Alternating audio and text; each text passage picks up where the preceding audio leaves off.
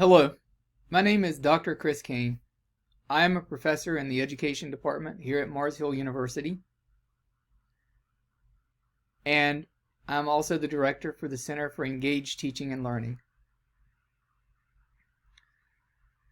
If you notice, I am doing some closed captioning here on the bottom. It's not perfect, but it's better than not having anything at all.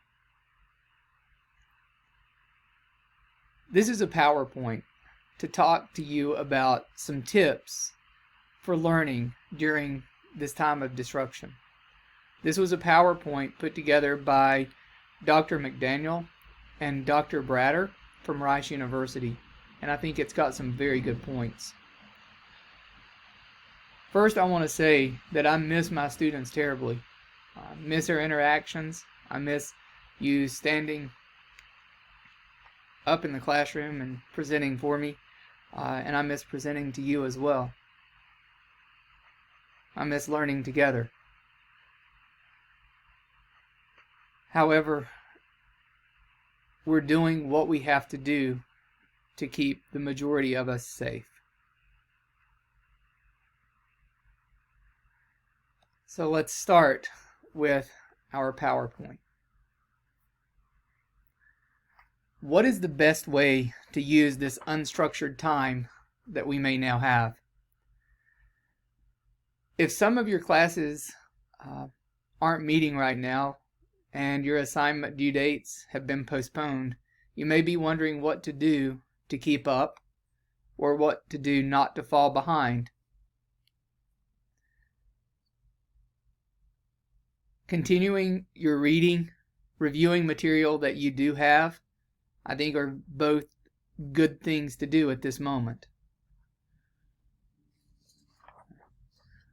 I'm going to also try to give you about 7 tips that can make this time of limbo more bearable and more productive. My first tip is rest and stay healthy. You can't learn if you aren't well.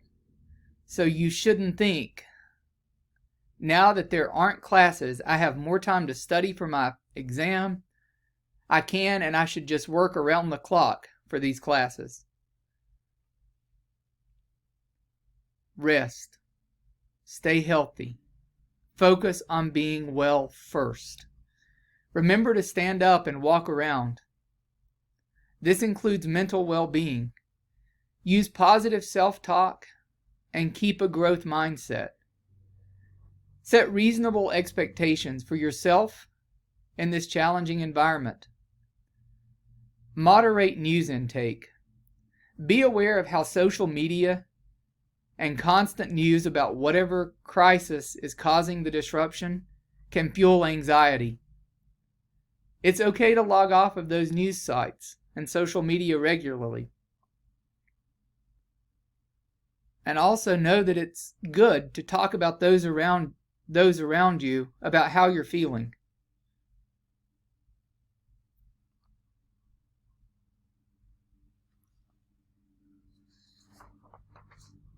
The second tip is use study strategies that make the most effective use of the time that you have on your hands. After assuming that you've taken care of your primary needs and found a safe place to be, you may find yourself with some unstructured time and be unsure of what to do to resume learning. It's a good time to take inventory of your study strategies to make sure that you're using this time to be the most productive that it can be.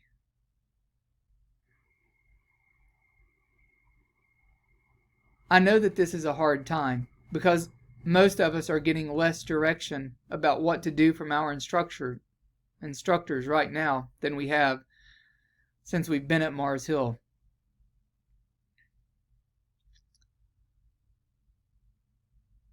But no, learning will resume next week.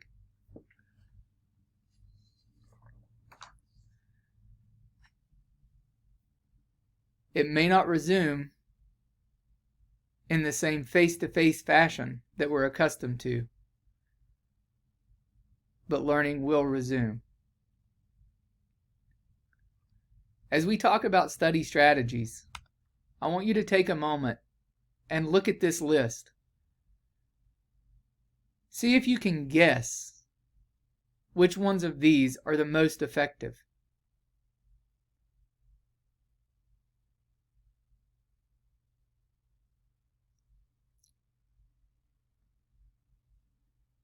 These came from a meta-analysis, which is basically a collection of a lot of different studies done by Dunlosky in 2013 of 10 different learning techniques. And he looked at distributive practice, which was implementing a schedule of practice that spreads out study activities over time. He looked at highlighting and underlining, so marking potentially important portions of a text while reading. He looked at memorization, things like keywords or mnemonics, or flashcards. Those all fall under memorization. He looked at practice testing, which is self-testing or taking practice tests over the material that you want to learn. So it's kind of like creating your own tests. Rereading, so restudying text material again after the initial reading. Self-explanation is explaining to yourself how the new information is related to known information. And finally, summarizing is writing summaries out to be learned through the coming days. So here are the answers. The 3 that were found to be the most effective.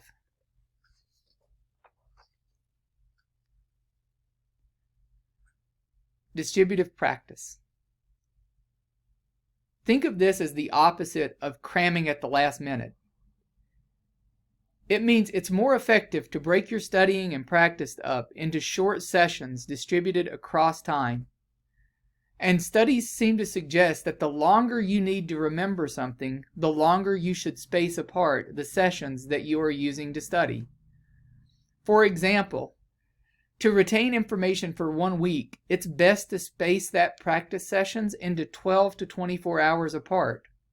To retain it for 5 years, it's better to space those learning sessions between 6 to 12 months apart. Strategies that mass all of these sessions together show poor results in the end. I know this feels counterintuitive, but it's true. Some studies suggest that interleaved practice, which is varying activities across sections, right, can be effective. So studying one thing and putting it aside and studying something else and eventually coming back to your first study. Next, practice testing. Okay.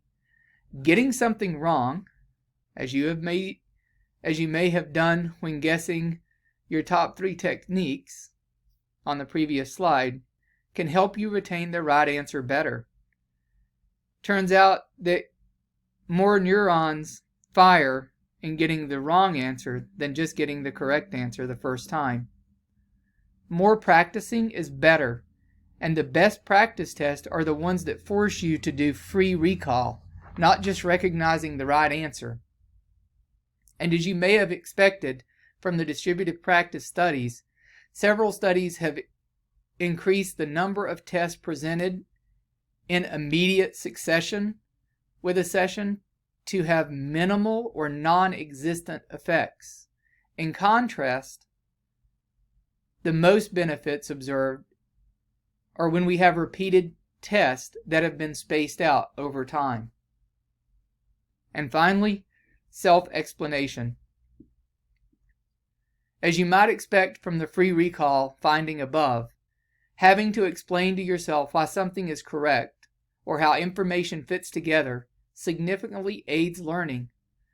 The practice of relating it to other information makes this different from just summarizing. The core component of self-explanation involves having students explain some aspect of their processing during learning. Studies are a little more mixed on this one, but Dunlosky rates it as moderate in its effect.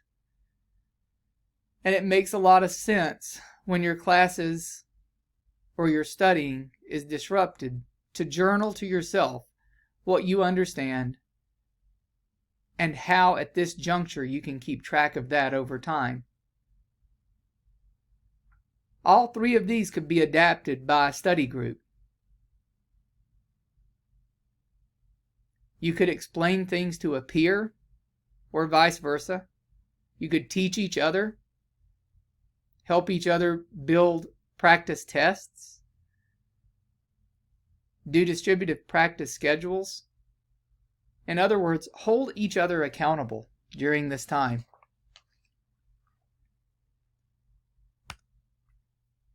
This is called the study cycle.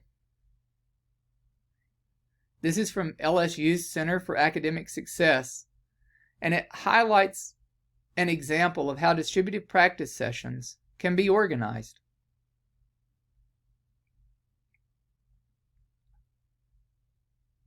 I'll give you just a moment to look at this slide.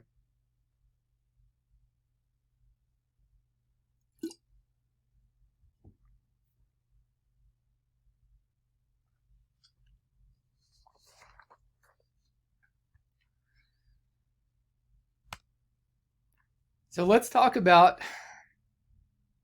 what to do as our class goes remote. Faculty right now are preparing to teach remotely. And conversely, students should be preparing to learn remotely. You want to survey your room and think about all the things that you have with you that you can use to do this learning in your remote location. I understand that some of you have left your books and your readings and maybe even other things here on campus that you may need to do your learning. Professors are aware that not all of our students will have your books. And we're trying to work with you in the best manner possible. An online class is just as important as an in-person class. And if anything, it may require more discipline on your part to stay on task and to be communicative. The third tip that I have for you is keep a schedule. Your professor may choose to provide asynchronous lectures and readings, meaning that you can watch them or read them whenever you want. They're recorded and posted online.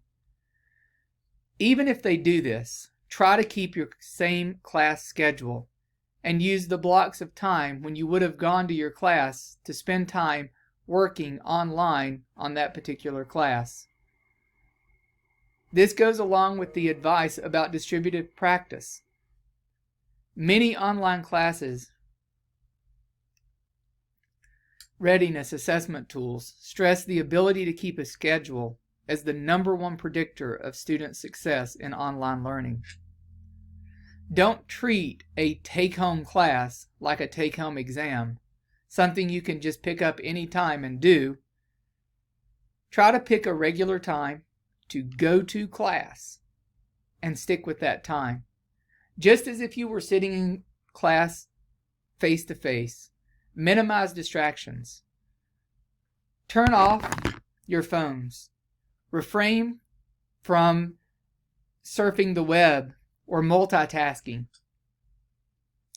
Pick a particular space, if possible, that will be your remote classroom, and remove as many distractions from that space as you can.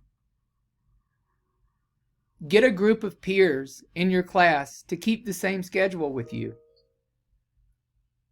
This could help hold you accountable as you give each other opportunities to talk synchronously or at the same time about the material, even if it's made available to you asynchronously.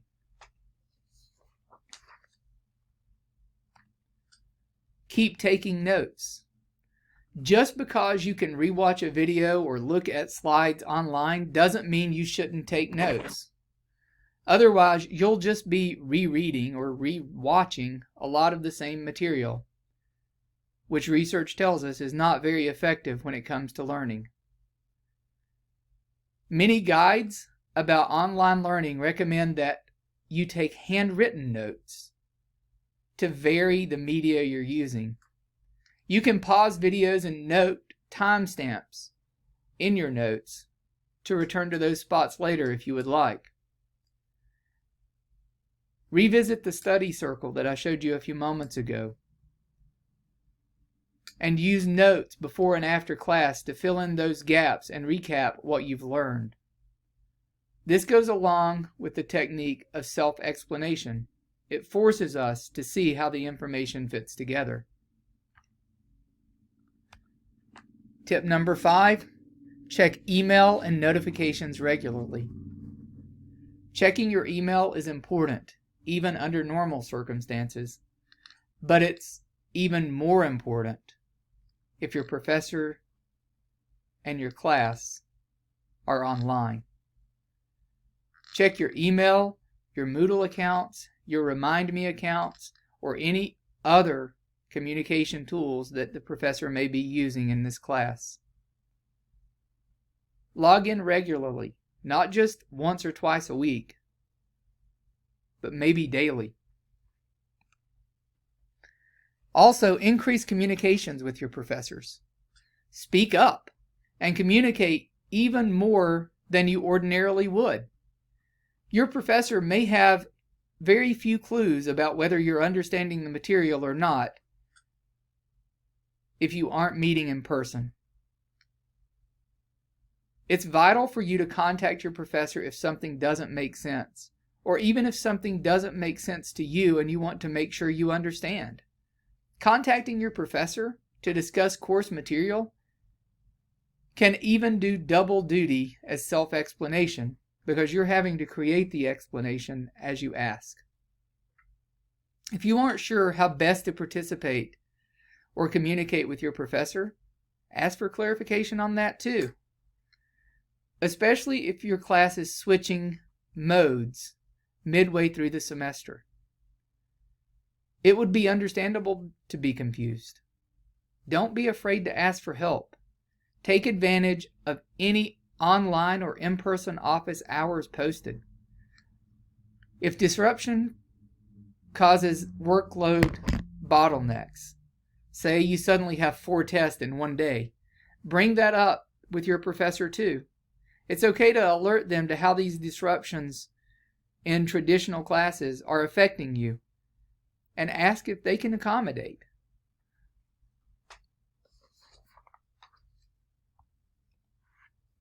I want you also to stay connected with other students.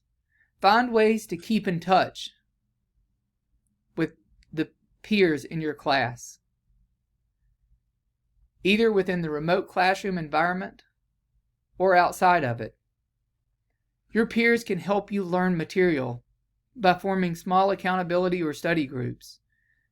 You can work with each other to implement the advice in this presentation and to stay connected. I know you will miss your friends, and that's understandable. This is one way to stay in touch. Finally, I ask that you be flexible and considerate. This situation is tough on everyone. Be considerate not just to your fellow learners, but also to your professors as they deal with this evolving situation.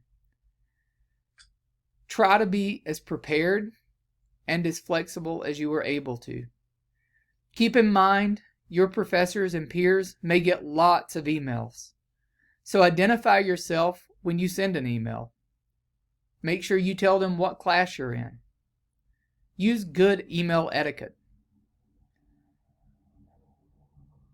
This may also have challenging personal circumstances, not just to you, but also to your professors. So remember that kindness can go a long way.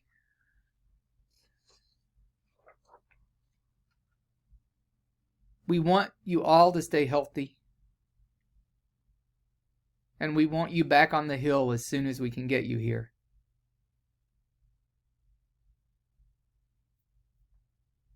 We miss you, and we wish you the best. Please stay in contact with us.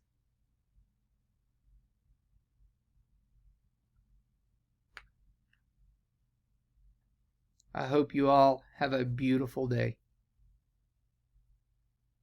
Goodbye.